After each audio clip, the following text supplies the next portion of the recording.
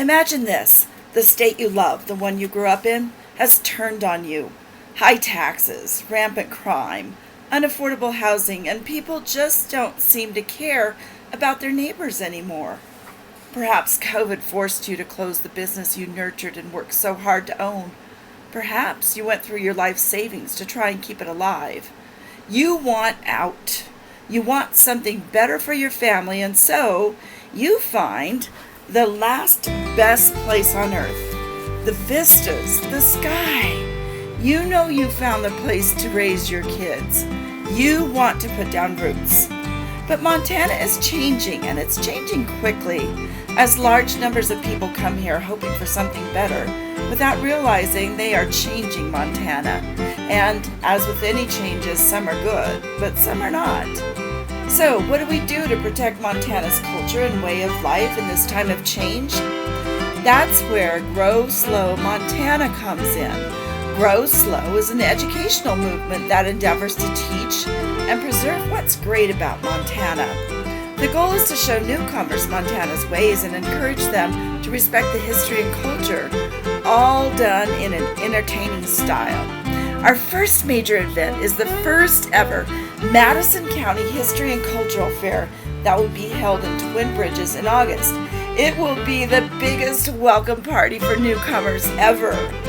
As each family walks up to pay their $5 per adult and $2 per child, an old-timer will take their money and then, with a wink and a sly move, give each child back 7 quarters and tell them, "I'm only keeping 2 bits, 'cause you're gonna need this, kid."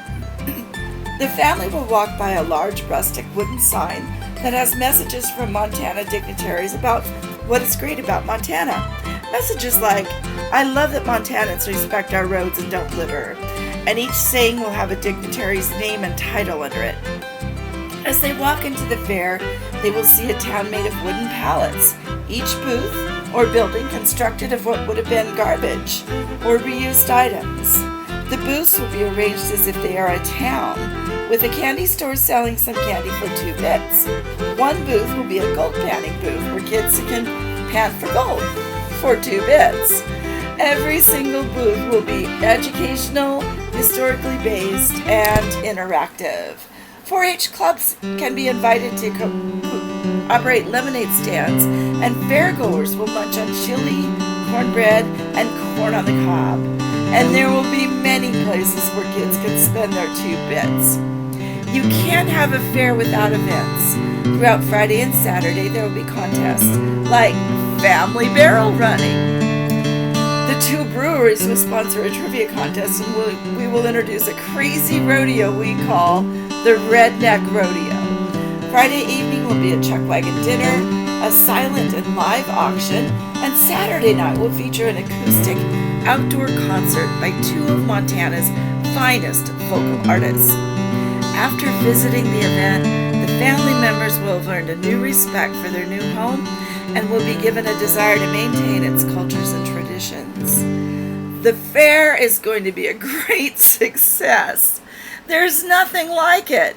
But in 4 years, it will be the new best weekend all over Montana. This year, it's focused on Madison County, but next year, it will be Southwest Montana. The year after that, it will be in a second quadrant of Montana. And the 4th year, there will be a Montana History and Cultural Fair in all 4 quadrants of Montana.